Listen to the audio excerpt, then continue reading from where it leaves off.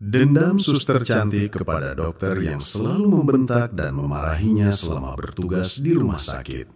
Seperti apa kisah lengkapnya? Simak videonya sampai selesai. Semoga kalian yang menonton video ini selalu diberikan kesehatan dan dilancarkan rezekinya. Amin. Setiap pagi pukul 6, Suster Aurel sudah berdiri di depan ruang perawatan lantai 3 menyapa pasien satu persatu. Rambutnya selalu diikat rapi, seragam putihnya bersih tanpa celah, dan senyumnya tak pernah lepas. Bagi pasien dan keluarga mereka, Aurel adalah perawat idaman, ramah, cepat tanggap, dan telaten. Tapi tidak semua orang di rumah sakit Sehat Tentram memandangnya seperti itu. Dokter Rama misalnya. "Ini bagaimana Aurel? Salah masuk obat lagi?" Suara bentakan itu menggema sampai ke lorong luar. Beberapa perawat lain langsung menunduk, pura-pura sibuk mencatat atau mengatur infus. Aurel tetap berdiri di tempat, menunduk sopan sambil menjelaskan. "Maaf dok, tadi obat sudah saya cek 2 kali sesuai chart, tapi mungkin ada kesalahan dari farmasi. Saya akan pastikan ulang." "Kalau kamu nggak teliti, pasien bisa mati. Jangan cuma modal cantik doang kalau kerjanya sembrono." Setelah selesai mengomel, Rama pergi sambil membanting pintu kaca ruang perawatan. Aurel menarik napas panjang. Ia sudah hafal polanya.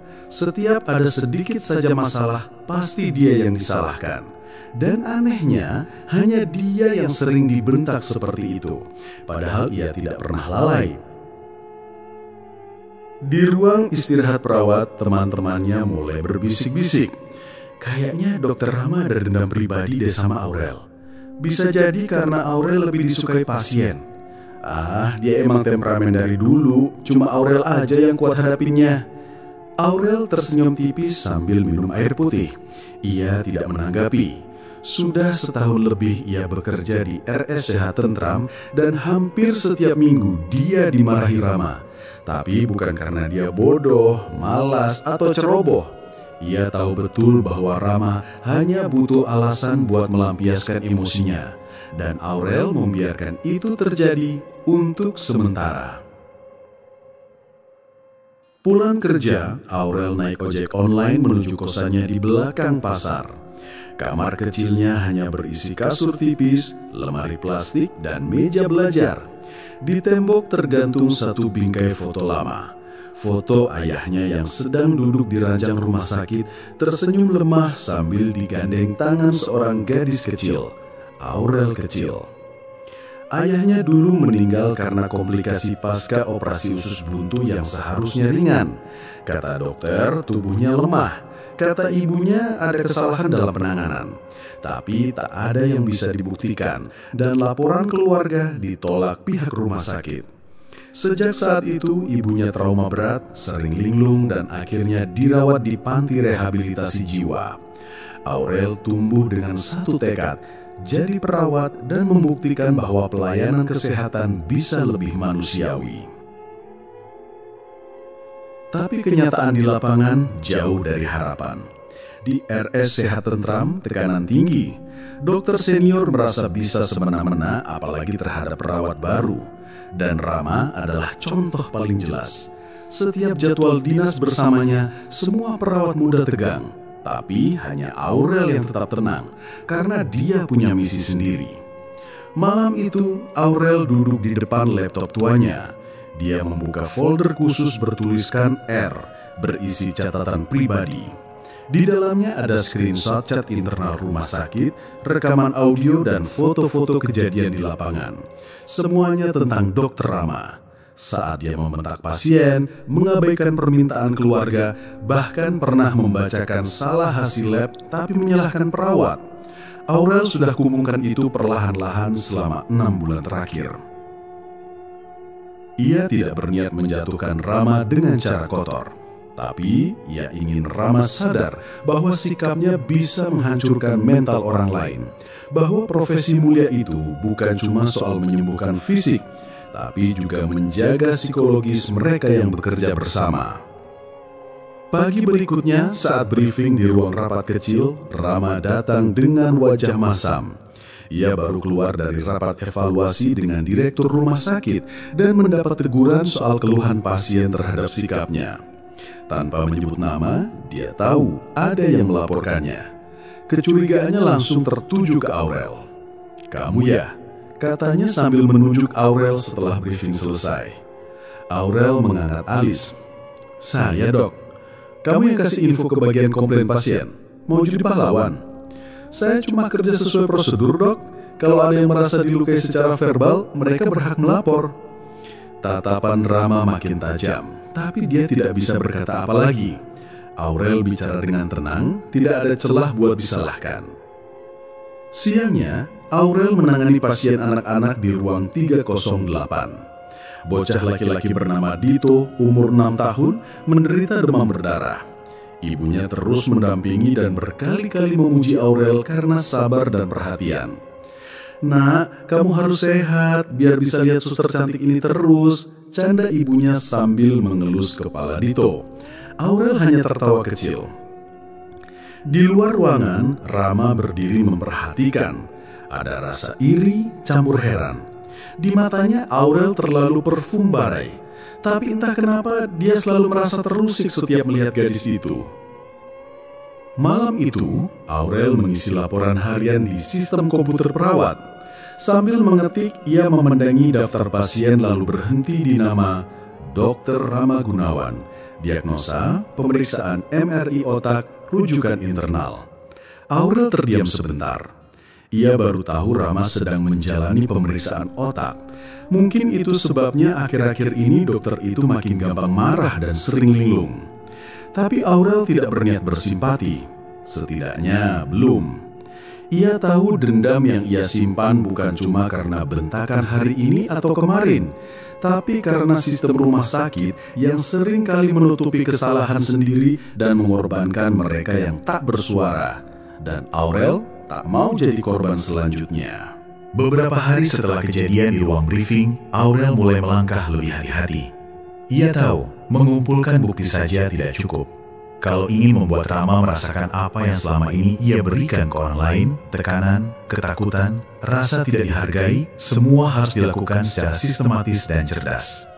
Langkah pertamanya adalah mendekati orang-orang terdekat Rama.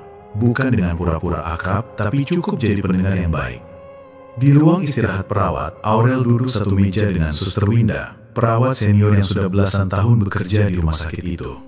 "Bu Winda, maaf ya kalau saya tanya hal sensitif. Dulu waktu ibu masih sering shift bareng dokter Rama, beliau memang selalu kayak sekarang?" Winda menatap Aurel sebentar, lalu mengangguk sambil menyesap kopinya. Dia memang keras, dari dulu begitu, tapi dulu masih ada batasnya, nggak segalak sekarang. Apalagi sejak 2 tahun lalu, makin parah. 2 tahun lalu ada kejadian apa ya, Bu? Nggak tahu pasti, tapi kabarnya istrinya kabur ke luar negeri, bawa anaknya. Katanya karena nggak tahan sama sifat Rama yang meledak-ledak. Aurel mencatat informasi itu di kepalanya. Jadi Rama punya masalah keluarga, itu bisa jadi celah.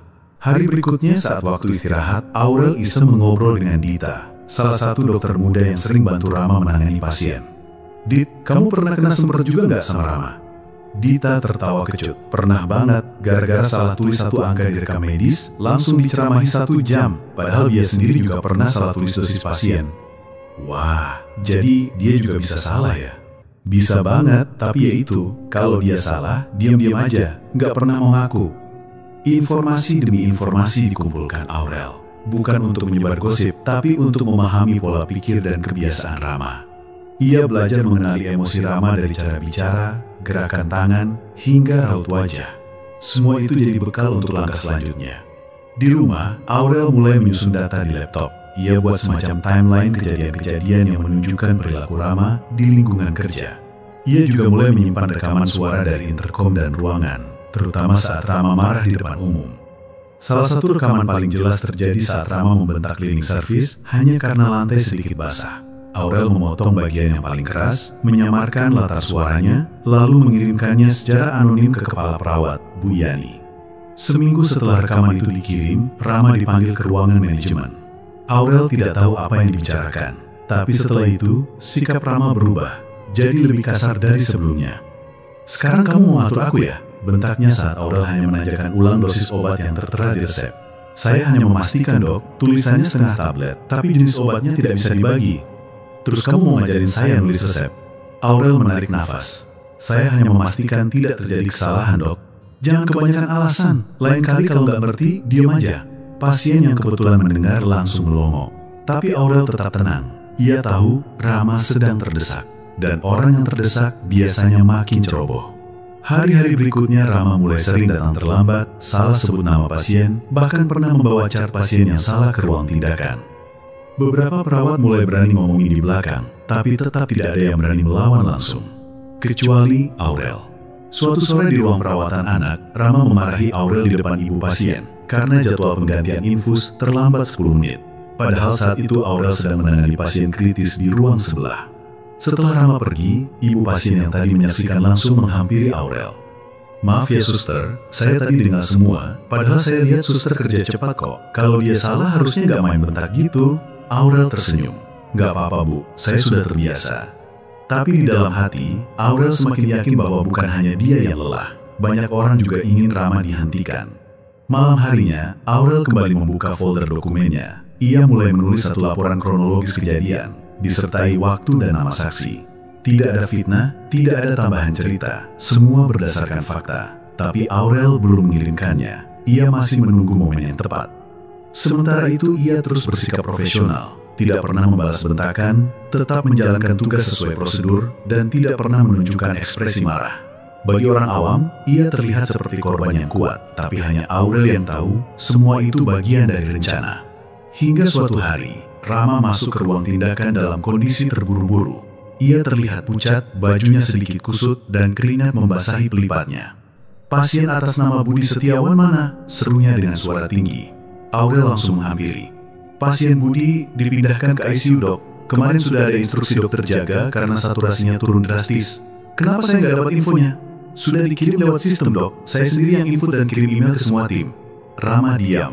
Beberapa detik kemudian, ia memegang keningnya dan berkata pelan, "Saya lupa. Maaf." Itu pertama kalinya Rama meminta maaf. Bukan karena empati, tapi karena benar-benar bingung. Aurel menatapnya tajam, menyadari sesuatu. Mungkin rumor tentang kondisi Rama bukan sekedar gosip. Mungkin Rama memang sedang mengalami gangguan kognitif. Tapi Aurel tetap melanjutkan catatannya malam itu. Ia tahu empati bisa datang belakangan. Sekarang prioritasnya adalah menyelesaikan rencana. Aurel menulis satu kalimat di akhir laporan. Dia boleh punya gelar, pengalaman, dan reputasi, tapi seorang dokter yang tidak bisa menjaga sikap, lambat laun akan kehilangan semuanya, mulai dari kepercayaan hingga kesadaran. Sabtu sore, Aurel duduk di halte depan Rumah Sakit Sehat Tentram sambil menatap gedung utama rumah sakit itu. Biasanya dia langsung pulang ke kosan kalau libur, tapi kali ini dia sengaja duduk lebih lama. Ada hal yang mengganjal pikirannya sejak semalam, hal yang membuatnya gelisah, tapi sekaligus membakar semangatnya. Sudah lama sebenarnya dia curiga, tapi baru tadi malam dia nekat membuka dokumen lama yang disimpannya di laci meja kos. Di dalam map itu ada salinan surat kematian ayahnya, hasil rekam medis, dan fotokopi surat keberatan dari ibunya yang dulu ditolak oleh pihak rumah sakit. Semua dokumen itu selalu dia bawa pindah-pindah tempat tinggal, tapi jarang ia buka.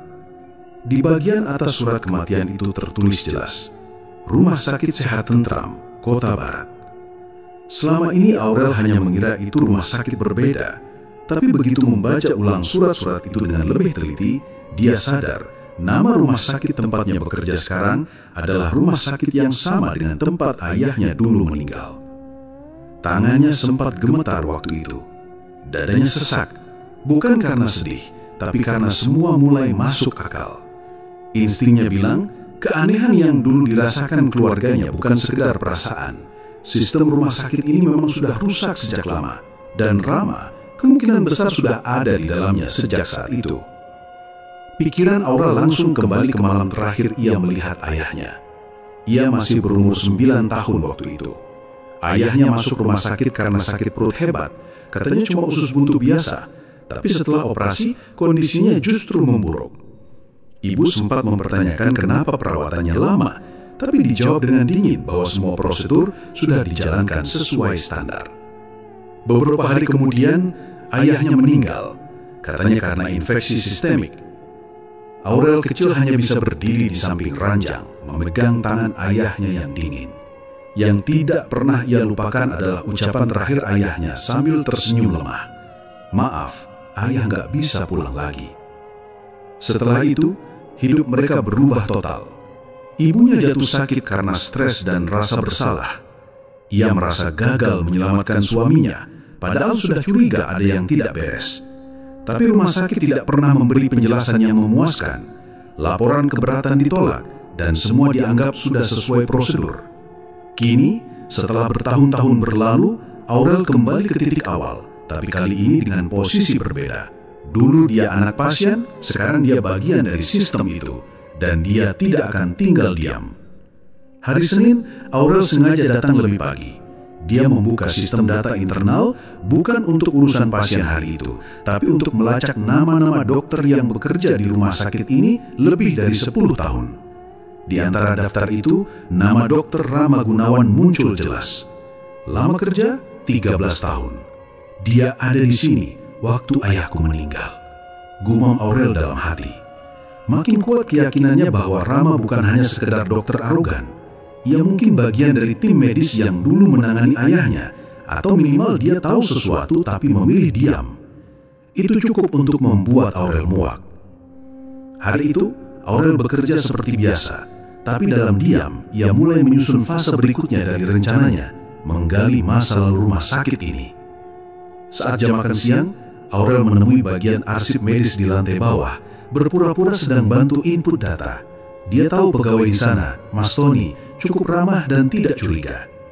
"Mas, kalau mau cari data pasien lama tahun 2000-an, masih ada nggak ya arsip fisiknya?"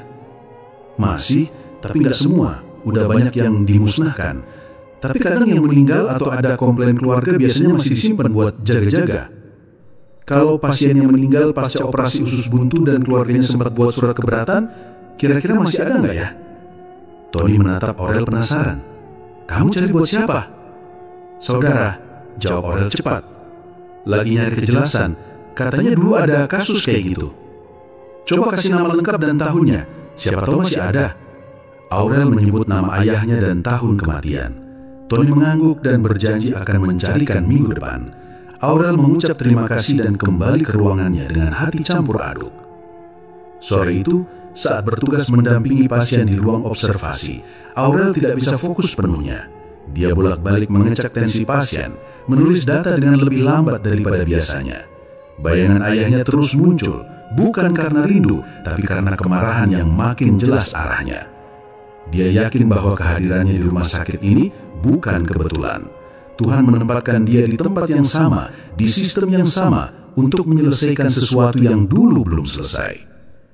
Beberapa hari kemudian, Tony mengirim pesan singkat lewat aplikasi internal.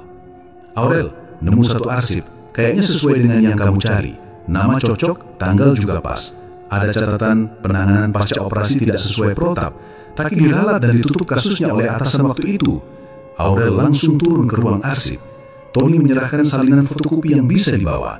Di lembar evaluasi medis, tertera nama tim medis yang menangani. Salah satunya tertulis Dr. R. Gunawan. Dada Aurel berdebar kencang. Itu bukan lagi dugaan. Rama benar-benar ada di sana saat ayahnya sedang dirawat. Dia mungkin ikut ambil keputusan atau tahu persis kenapa ayahnya meninggal.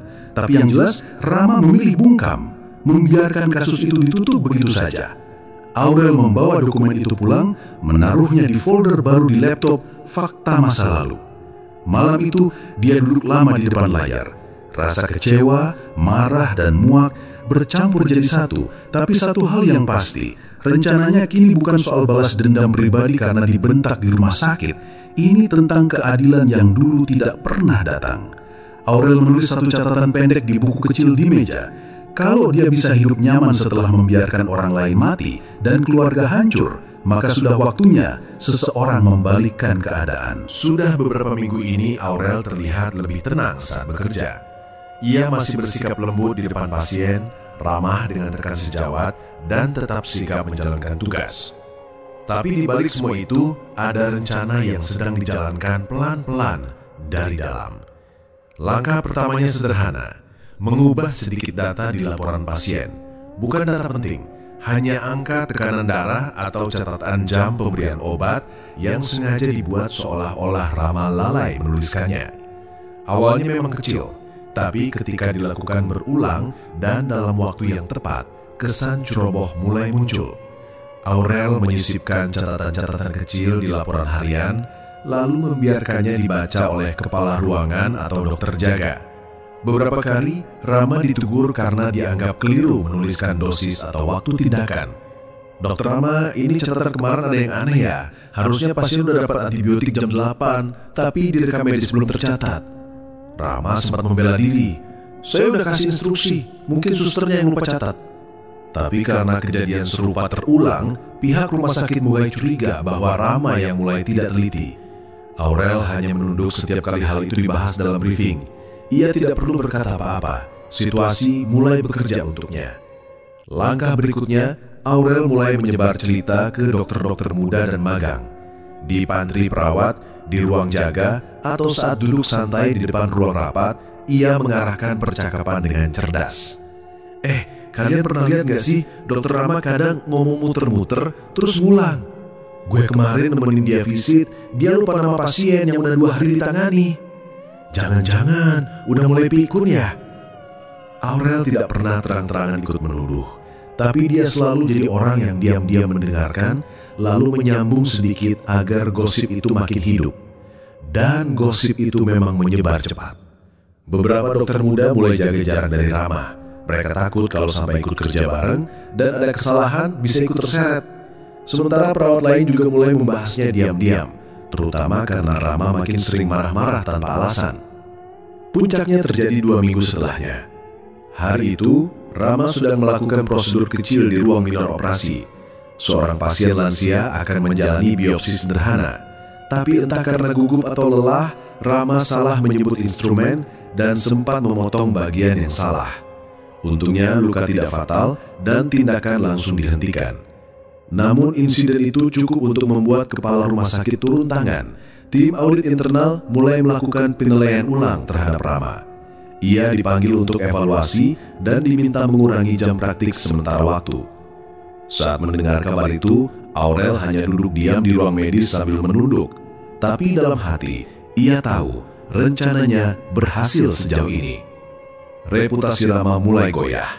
Dari dokter yang disegani, kini dia mulai dipandang sebagai ancaman. Namun, Aurel tak pernah menyangka apa yang akan terjadi selanjutnya. Malam itu, Aurel harus lembur karena ada pasien kritis yang masuk ICU. Saat istirahat di pantry, ia melihat Rama duduk sendirian di pojok, wajahnya murung dan kemeja dokternya kusut. Di atas meja ada botol air mineral yang belum disentuh dan setumpuk berkas yang belum dibuka. Biasanya, Rama langsung marah atau menyindir kalau melihat Aurel. Tapi malam itu, pria itu cuma menatap kosong. Aurel lewat di depannya berniat tak menyapa, tapi Rama justru memanggil pelan, suaranya serak. "Suster Aurel." Aurel berbalik pelan, agak kaget karena nada suaranya berbeda. "Iya, Dok." Rama menatapnya. Lama, seperti sedang ragu mau bicara atau tidak. Lalu akhirnya dia berkata lirih, "Kalau saya punya penyakit yang membuat saya jadi pelupa, apa kamu tetap akan percaya saya bisa kerja?" Aurel diam beberapa detik, bingung harus menjawab apa. Rama lalu melanjutkan, suaranya makin lirih. 3 bulan lalu saya didiagnosa awal demensia vaskular. Saya coba tahan, pakai obat, tetap kerja. Tapi makin hari makin sulit. Aurel diam, perkataan itu seperti tamparan.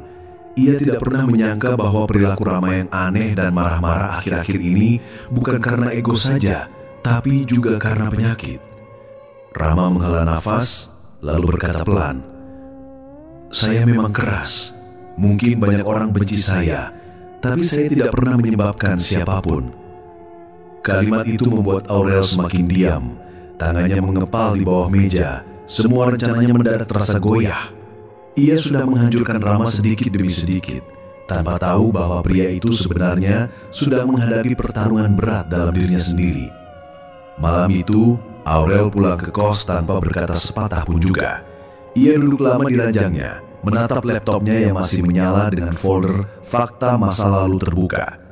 Di dalamnya ada dokumen-dokumen tentang kematian ayahnya, ada foto Rama, dan catatan kecil soal rencana yang sudah ia susun sejak berbulan-bulan. Tapi sekarang pikirannya mulai kabur. Ada perasaan bersalah yang menyelinap diam-diam. Namun, satu hal tetap jelas di benaknya.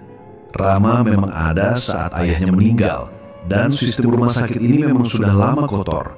Penyakit Rama mungkin menjelaskan kelalaiannya akhir-akhir ini, tapi tidak menghapus apa yang pernah ia tutupi dulu. Aurel menutup laptopnya pelan. Dalam hati, ia tahu ia sudah terlalu jauh untuk mundur. Tapi ia juga harus mulai bersiap jika keadaan berbalik. Karena bisa saja Rama menyadari bahwa semua yang terjadi akhir-akhir ini bukan kebetulan. Sejak malam di pantry itu, Aurel mulai melihat Rama dengan cara yang berbeda. Ia tidak lagi memandang pria itu sebagai sosok arogan yang hanya bisa membentak, tapi sebagai seseorang yang sedang berjuang mempertahankan harga diri di tengah tubuh yang mulai melawan. Beberapa hari setelahnya, Rama jarang terlihat di rumah sakit.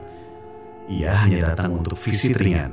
Selebihnya diambil alih oleh dokter pengganti. Suasana kerja jadi terasa lebih ringan.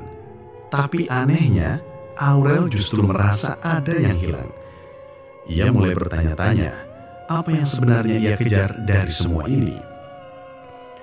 Suatu sore saat Aurel sedang membereskan ruang rekam medis, ia melihat amplop coklat besar yang tidak sengaja tergelincir dari rak atas. Isinya beberapa dokumen lama dan fotokopi laporan investigasi internal rumah sakit tentang kasus kematian pasien belasan tahun lalu. Matanya langsung terpaku saat melihat salah satu nama pasien di situ, Samsul Raharjo, nama ayahnya. Tangannya gemetar saat membuka halaman berikutnya. Tertulis bahwa pasien mengalami komplikasi pasca operasi usus buntu.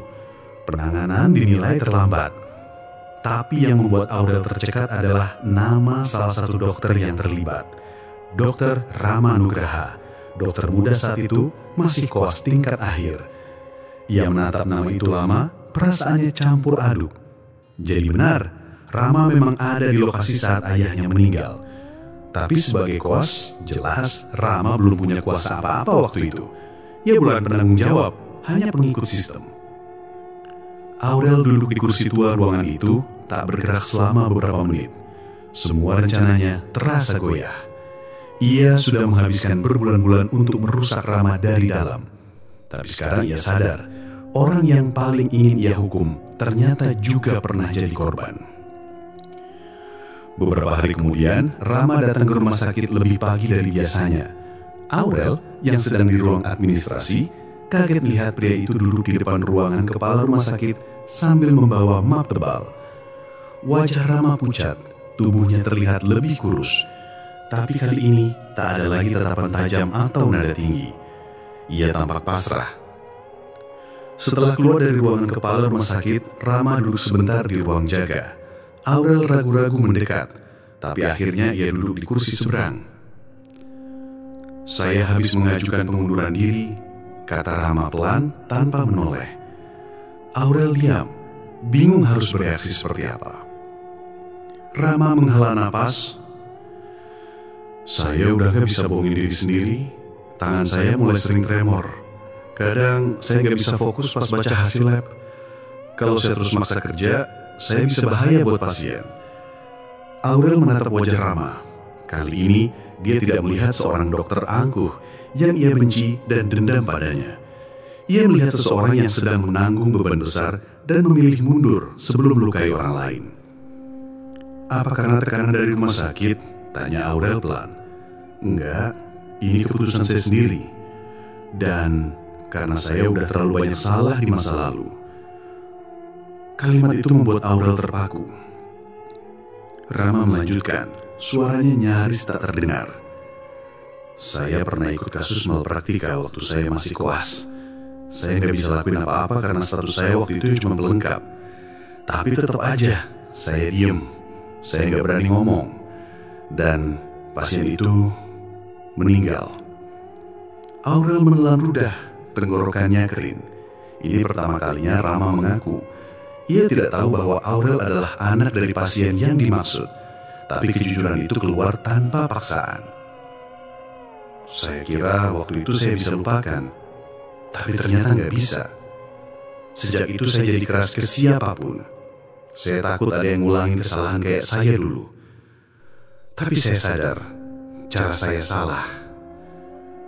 Aurel menunduk. Ia menggenggam kedua tangannya erat. Semua penilaian yang ia tanam tentang Rama mulai hancur. Laki-laki ini bukan hanya dokter yang arogan, tapi juga manusia yang memikul penyesalan bertahun-tahun. "Kenapa baru sekarang bicara?" tanya Aurel pelan. Rama menatap langit-langit ruangan, lalu menjawab, "Karena saya pikir saya masih punya waktu buat menembus. Tapi ternyata waktu saya sendiri mulai habis." Setelah hari itu, Aurel tidak bisa tidur nyenyak. Ia mulai mempertanyakan semua langkah yang sudah ia ambil. Ia tahu rasa dendam itu berakar dari luka yang dalam. Tapi ia juga mulai mengerti bahwa melampiaskannya ke orang yang tak sepenuhnya bersalah hanya akan menambah beban baru untuk dirinya sendiri. Ia ingat wajah ibunya yang dulu begitu hancur saat ayahnya meninggal. Ia tumbuh dengan tekad ingin balas dendam. Tapi sekarang, ia mulai sadar, apakah balas dendam benar-benar menyembuhkan atau justru membuat lukanya bertambah dalam. Malam itu, Aurel menulis sesuatu di kertas. Bukan laporan medis, bukan surat keluhan, bukan juga laporan balasan, tapi sebuah surat pendek yang akan ia berikan ke Rama sebelum Rama benar-benar pergi. Untuk Dokter Rama, "Saya dulu mengira Bapak adalah penyebab kematian ayah saya. Saya bahkan pernah berharap Bapak merasakan sakit yang sama. Tapi setelah saya tahu semuanya, saya sadar saya salah. Maafkan saya. Dan terima kasih karena sudah memilih untuk jujur. Dari anak di masa lalu yang akhirnya mengerti." Surat itu ia masukkan ke dalam map kecil, lalu ia letakkan di laci meja Rama di ruang dokter. Tidak ada nama pengirim di luar. Ia hanya ingin Rama membacanya tanpa harus tahu siapa yang menulis. Aurel keluar dari ruangan itu sambil menghela napas panjang. Beban di dadanya terasa lebih ringan. Untuk pertama kalinya sejak lama, ia bisa merasa berdamai, bukan dengan Rama, tapi dengan dirinya sendiri. Siang itu, suasana rumah sakit sehat tentram berubah tegang. Seorang pasien VIP bernama Pak Darmin, pengusaha terkenal yang baru saja menjalani operasi jantung, tiba-tiba kejang di ruang rawat. Alarm berbunyi, dokter dan perawat buru-buru datang.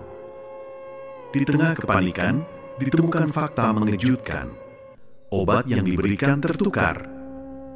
Alih-alih diberikan pengencer darah, pasien malah menerima suntikan yang mempercepat pembekuan darah. Efeknya hampir fatal. Pihak manajemen langsung turun tangan. Rapat darurat digelar. Semua mata tertuju pada satu nama, Suster Aurel. Rekaman CCTV memperlihatkan Aurel memasuki ruang farmasi beberapa menit sebelum obat diberikan. Lebih parah lagi, log sistem menunjukkan bahwa ID miliknya digunakan untuk mencetak label obat tersebut. Aurel yang sedang bertugas di lantai 2 dipanggil ke ruang direksi.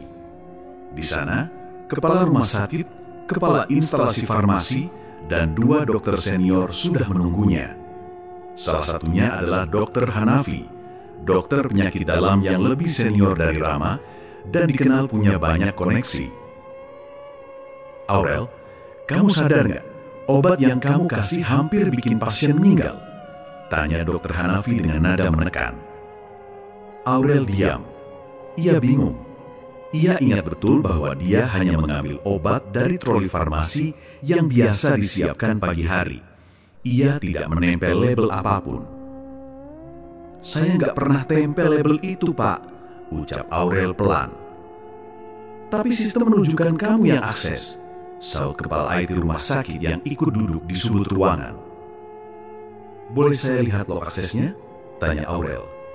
Kepala IT menyerahkan tablet padanya. Aurel menatap layar itu, lalu mengerutkan dahi. Waktu aksesnya memang atas nama dia, tapi di jam yang sama, ia sedang mengantar pasien rawat jalan ke radiologi. Kalau saya lagi di radiologi, berarti bukan saya yang scan ID itu, katanya tegas. Rama yang baru saja masuk ruangan karena diminta memberi klarifikasi soal rekam medis pasien, langsung menatap Aurel. Tatapan mereka bertemu sejenak. Aurel tahu, satu-satunya orang yang bisa membantunya sekarang adalah Rama, pria yang dulu ia incar, tapi kini mulai ia percayai. Saya yang pernah kena hal serupa 2 bulan lalu, Rama. Waktu itu ada hasil lab yang tertukar atas nama saya, tapi saya diam karena mengira sistem error biasa. Kepala rumah sakit menoleh. Maksudnya, ada yang sengaja sabotase? Saya rasa iya. Dan saya mulai curiga, ini bukan soal kelalaian individu, tapi sistemnya sendiri sudah dimanipulasi. Malamnya, Aurel menemui Rama di parkiran bawah.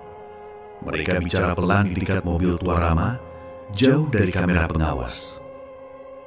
Aku yakin ada yang pakai ID-ku, tapi anehnya ID-ku sendiri selalu aku simpan di kantong, gak pernah hilang. Ada kemungkinan ID-mu disalin pakai RFID clone reader?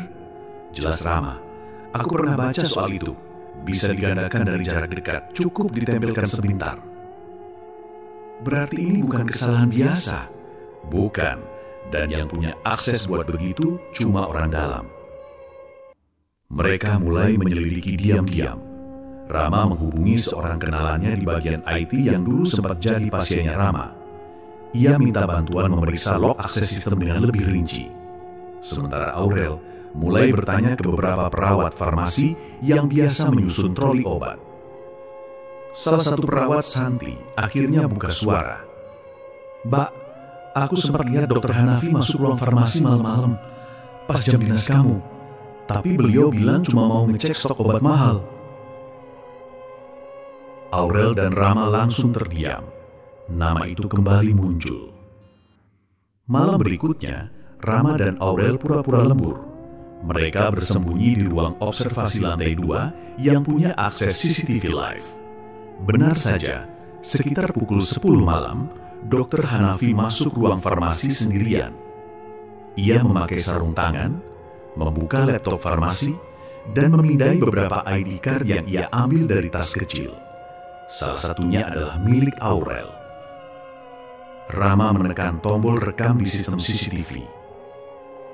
Gak salah lagi, dia dalangnya, gumam Aurel pelan. Keesokan harinya, Rama menyerahkan bukti itu ke kepala rumah sakit. Ia minta semua diselesaikan secara internal dulu sebelum laporan ke polisi. Kepala rumah sakit terkejut. Ia tak menyangka orang sepengaruh Dr. Hanafi bisa berbuat sejauh itu. Motifnya kemungkinan 2, Rama. 1, dia mau singkirkan saya karena saya tahu beberapa kejanggalan pengadaan alat medis. 2, dia mau pakai Aurel sebagai kambing hitam supaya kasusnya nggak terendus. Hasil penyelidikan cepat pun digelar. Ternyata ada banyak transaksi mencurigakan terkait pengadaan obat di bawah supervisi Hanafi. Bahkan ditemukan bahwa beberapa obat mahal diganti dengan generik, lalu markup-nya dibagi ke oknum tertentu. 3 hari kemudian, Dr. Hanafi resmi dinonaktifkan. Kasusnya diserahkan ke pihak berwajib. Nama Aurel dibersihkan, Rama pun diminta kembali bekerja sebagai konsultan, meskipun ia tetap memutuskan untuk mundur dalam beberapa bulan ke depan demi menjaga kesehatannya. Aurel berdiri di depan ruang jaga sore itu, menatap lorong panjang rumah sakit. Selesai juga, katanya lirih. Rama berdiri di sampingnya, menyadarkan tubuh ke dinding. Gimana rasanya bebas dari tuduhan?